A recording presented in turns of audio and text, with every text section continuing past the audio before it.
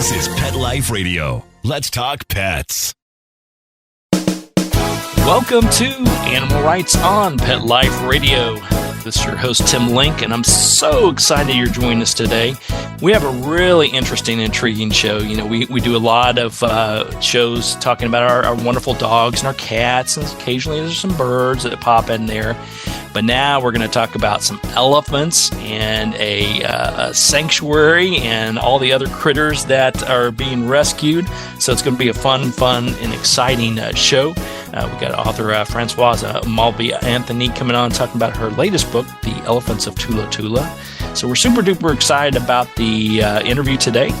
So everybody hang tight. We'll come back right after this commercial break. You're listening to Animal Rights on Pet Life Radio. How many of you have pets? My hand's raised. Now think about how lucky you are to have such a sweet little pet in your life, and that pet is lucky to have you too. But unfortunately, there are countless pets out there that don't have a home to call their own. However, Bob's from Skechers is trying to change that. So we developed Bob's for dogs and cats to help pets in need. With every purchase of adorable Bob's footwear or fun, stylish apparel, or even the cutest Bob's pet accessories, Skechers makes a donation to Petco Love to help save shelter pets. And with your help, we've already saved the lives of over 1 million pets and raised over $7 million. So while you're getting style and comfort with features like Skechers' famous memory foam cushioning, you're also helping to save an adorable pet in need and helping another lucky owner be connected with a future best friend and companion, because happiness is having a loving pet by your side. Find Bob's at a Skechers store, Skechers.com, select Petco locations, or wherever stylish footwear is sold. Let's Talk Pets on PetLifeRadio.com. Welcome back to Animal Rights on Pet Life Radio. Joining us today is author of the international best-selling book, An Elephant in My Kitchen. And her latest book is The Elephants of Thula Thula. Welcome to the show, Françoise Malby-Anthony. Hello, Tim. Thanks so much for having me. We're excited. Well, we're super duper excited, and you're coming to us all the way from South Africa. Yes, from South Africa, Zululand. Exactly. Absolutely. Now, a lot of people probably already know the fabulous work that you're doing, and obviously your best-selling book, An Elephant in My Kitchen. But I want to talk about the latest book, which is called The Elephants of Thula Thula. Tell us a little bit about the book and how it came about, and also talk to us a little bit about all the wonderful work you're doing there. Okay, so my first book was because, there's always a main inspiration for a book. It was a baby elephant in my kitchen, which landed in my kitchen. And that was, almost 10 years ago. Now she's a big girl. She's 9 years old. She wouldn't fit into my kitchen. And my second book, Elephants of Thula Thula, because I had an elephant in my garden. Originally, I wanted to call it An Elephant in My Garden. It was a matriarch who came into my garden, and it's quite an amazing event, you know. You got a 4-ton elephant landing in your garden. And when it's a book, it starts like there was a story of Frankie, our matriarch. And then it's a book as well, which is mainly to, just like the previous one, to bring awareness of all the work and all the challenges that face conservation. Because I think a lot of people come on safari. They land in those beautiful lodges and do game drives, and they actually, I think people need to know what's actually happening behind the scene, and all the difficulties we go through to care for the animals. Because this is our passion, of course. This is caring for the animals, rescuing animals, and keeping them free roaming into a game reserve like ours. And the most important thing for elephants, they are big animals and they need a lot of space. And our main project that we like to expand the land for our elephant habitat, because the problem of wildlife is the land shrinkage. There's less and less land for conservation. And this is what we're fighting for, to create more land for our wildlife in general, because we don't do any hunting, of course, at Thula Thula. We don't do any culling or hunting. So animals just reproduce themselves, and so they need more land. This is what we do at Thula Thula. It's one of the projects that we do, of course. And then, but we've got other animals as well. We've got rhinos, we've got giraffe, and to bring awareness as well of the number of wildlife of endangered species, numbers which are growing every day. So I'm sure that a lot of people don't know that giraffes are on the endangered species, endangered list as well.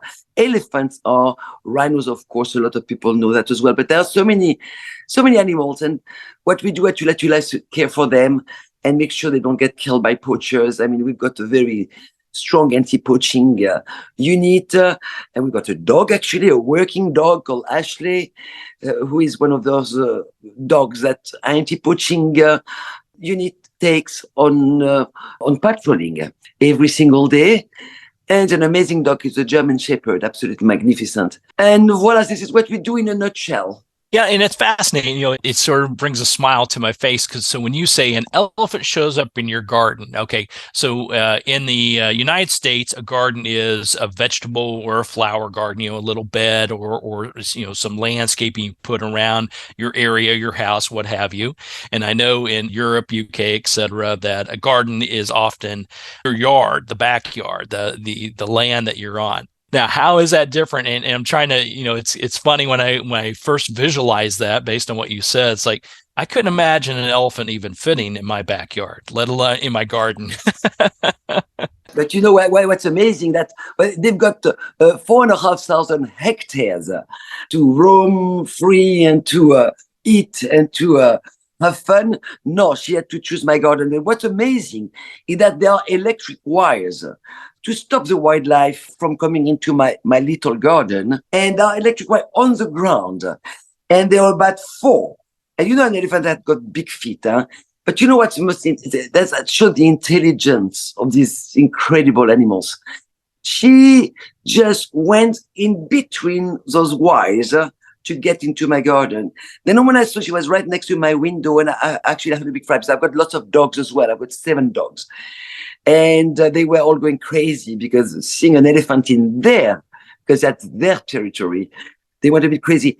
But that elephant succeeded because another elephant tried to get into my garden, her son, called Brandon, and he got shocked. I mean, it's almost 10,000 volts. So that makes your hair very straight, you see. So 10,000 volts, and he got shocked. And all the herd were behind that electric wires. And Frankie was just like defiantly looking at me and and I thought, oh my gosh, she's going to stay here because she's not going to be able to get out. I thought, because if she gets shocked, then she's going to be in a bad mood. And, she's a little bit temperamental as well, that matriarch. So anyway, she went out, putting one foot after the other, and the other elephants were there, pointing their trunks to the electric wire, like telling and trumpeting and telling her, oh, be careful, Frankie, you're going to be incredible. She did that with an acrobatic elegance, going one foot, another foot, and she came out, and then she turned towards me, looking at me to say, and who is the boss now? This kind of thing. Incredible. That was an amazing. But the thing that she was trying to tell me something. There was something very unusual in that behavior for an elephant. They respect the rules. Elephants are intelligent. They're disciplined. Their children are disciplined. They got a huge respect as well for us. And she always came to visit me behind the electric wire. And this time she decided to come and see me. There was something like, I don't know, she was trying to tell me something. But a few months later, if you read the book, for the readers, they'll understand what. There was something happening in her life. And maybe she was trying to get closer to me or something like that. But, elephants, there's always something, a message. Animals communicate with humans a certain way. And the way you interpret animals' behavior or animals' communication is from a very personal viewpoint. And with Frankie, I had a very special relationship. And my nickname is Frankie as well. So she was named after me. And I'm not going to tell the whole story of the book, of course, what happened to Frankie after that, of course, and which is a little bit of a sad story.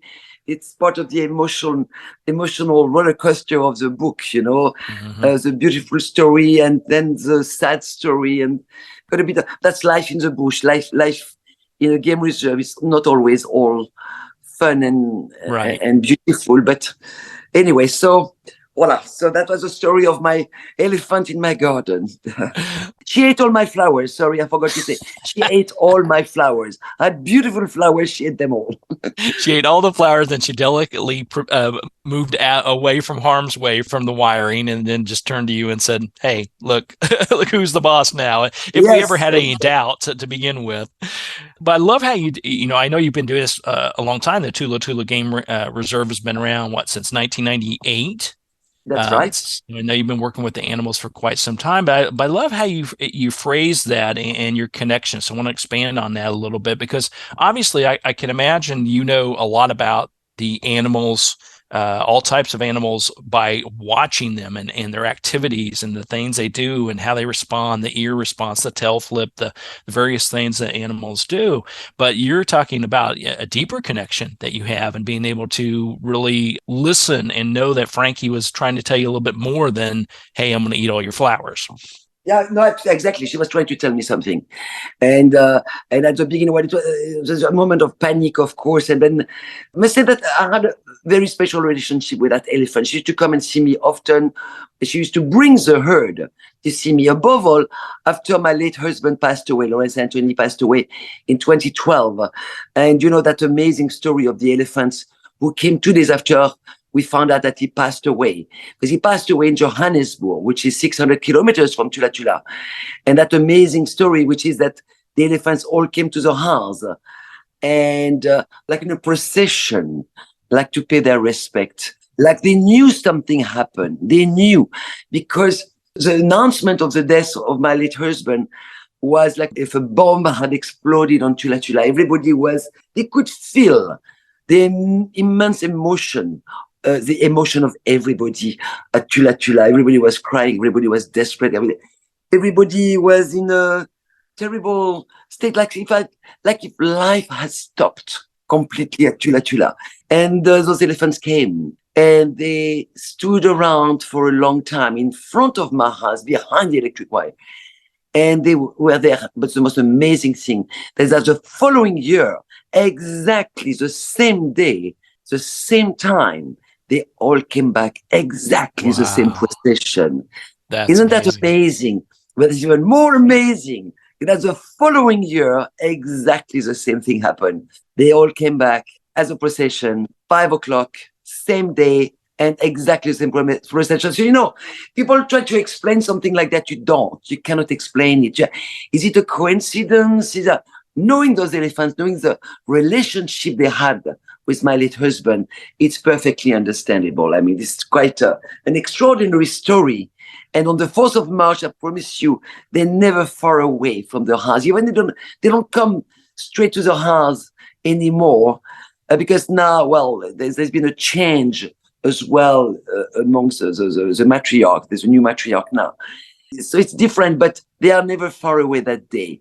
So it's quite an extraordinary event. We've got so many examples in the books of the amazing connection that those elephants have got with us, the humans. Absolutely extraordinary, unique. To me, when you tell that story, that's incredible. It's an incredible story and a true tribute, but it also goes to the deep understanding. All animals have that connection. They have that heart connection. They have that understanding with us. And in particular with the elephants, my knowledge of them is they are even more in tune with what is going on around them, going on with their pack or with their group. And if there is a death within the group, then the mourning period and making sure the next in line is taking care of things. And it sounds like when your husband made his transition, that was a natural thing for them to do, to come in and honor him, being part of their lives and being part of their group. Absolutely. But those elephants were there coming back to see me as well after the death of Lawrence, but they came back often, And, I understood, because a lot of people thought I was going to leave Thula Thula, I was going to leave South Africa and go back to France, but I never thought about that for 1 second. But, I think at the same time, they gave me a sense of direction. They gave me a purpose. They always say that passion is a secret to persistence. And it's true that they made me realize how fragile they were in a way, and how much the trust that they had put into humans, into us. Because, when they arrived at the beginning, those elephants were not like that at all. They were a bunch of really very rogue elephants. They were very wild and very unhappy. They had been moved from another game reserve because they were going to be put down. And when we rescued them with Lawrence, those elephants were trouble elephants, really problem elephants. They wanted to escape. We had to save their life. We had to spend time with them. So, to make them gain trust in humans took a long time. They almost killed us once with Lawrence. We were on a 4-wheeler motorbike. All these things we remember from those days. And if you look at them now, Tim, they are the most incredible, unique herd of elephants. And people who are scared of elephants, they come to us. I promise you, the day they leave, they're not scared of elephants anymore. But our elephants are unique in their behavior. When people do the safari on the game drive vehicle, on those safari vehicles, the elephants, they see a new group of guests arrive and they just come and see them. I tell the guests, you think you're going to see the elephants? No. Elephants are going to come and they come close to the guests. They come and sniff them. And these are wild elephants. These are not circus or zoo elephants. They are wild.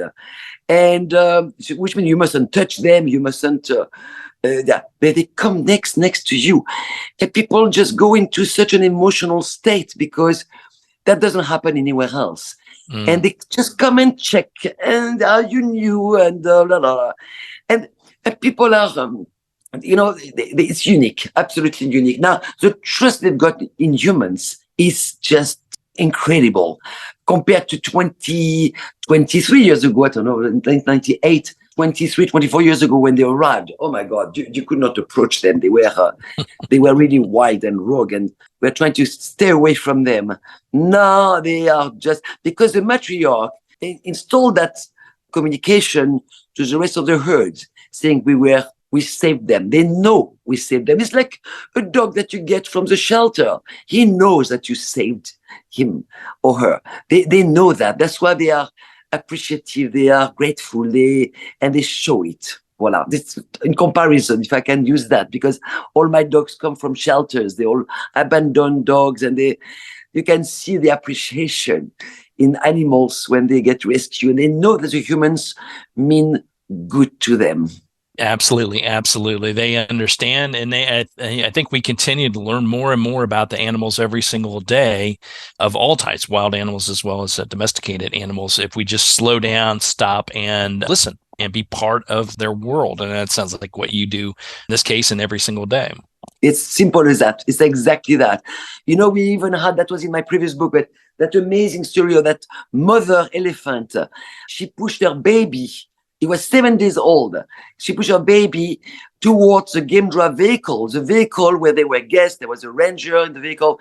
She pushed him because he had a snare around his face. A snare, that's what the poachers put to catch smaller animals.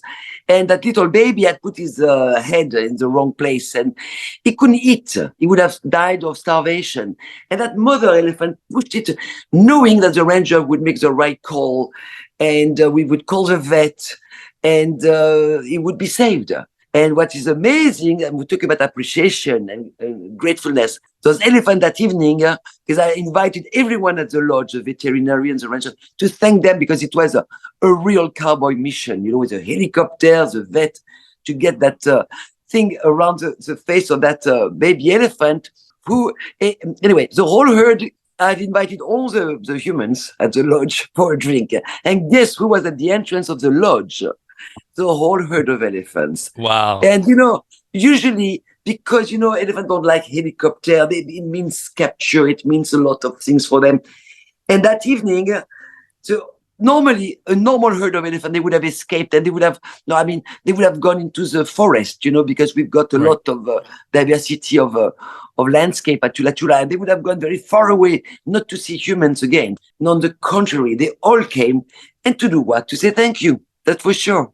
Absolutely. That's fantastic. All right, well, we're going to take a quick commercial break. Then we'll come back and continue our conversation with Françoise Malby-Anthony and her book, The Elephants of Thula Thula. I want to talk to her a little bit about her writing styles and how the book came about. So everybody hang tight. We'll come back right after this break. You're listening to Animal Rights on Pet Life Radio. Take a bite out of your competition. Advertise your business with an ad in Pet Life Radio podcasts and radio shows. There is no other pet-related media that is as large and reaches more pet parents and pet lovers than Pet Life Radio.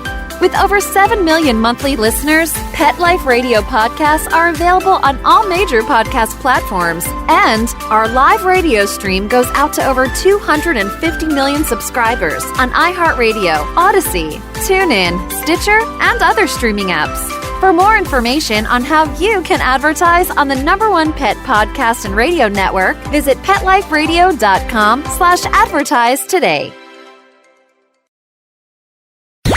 Let's talk pets Let's talk pets on Pet Life Radio. Pet Life Radio. PetLifeRadio.com. Welcome back to Animal Rights on Pet Life Radio. Continue our conversation with author, international bestseller, Françoise Malby-Anthony, and her latest book, The Elephants of Thula Thula. Now, I have to say, the book and the story is fantastic. It's educational. It's heartfelt. It is heart-wrenching. It has a little bit of everything in there. It has wonderful color photos in here of not only the elephants that are discussed, but also we've got vultures in there. We've got water buffalo. We've got cheetahs. It's just a fabulous book. So everybody's going to be entertained by the stories, but also the beautiful photos of the various animals, the giraffes, etc. Tell us a little bit about putting together this book. Did you find it harder or easier compared maybe to the first book? How did you decide what the storyline would be and then what to include to keep everything tied together and everybody engaged? Well, the story in itself is quite riveting because it's never a dull moment kind of stories. But what I wanted above all to make it educational and inspirational. I think that a lot of young people should be reading this book because, I always have the hope to develop passion. I think a lot of young people should develop passion for the love of nature and the love of wildlife and the love of conservation. Nature, wildlife, all this is disappearing. And I think what really makes me happy when I've got some young people, 12, 13, 14, 15 years old, they write to me and they tell me that my books inspire them to get into conservation and to raise funds. So some draw, some do some drawings from my photos, some just spread the world, spread awareness of what's happening to the African wildlife, because it's very sad what's happening. When you know that an elephant is killed every 15 minutes in Africa, that 3 rhinos are killed every day in South Africa, and that there are only 7,000 cheetahs left in the world, that vultures are seriously endangered species because most of the time because of traditions, ancient beliefs, and which don't mean anything anymore. I mean, we don't mean anything. Those animals are being murdered. And I think because of ivory, because of a horn, which is just keratin, which is the same as your nails and your hair.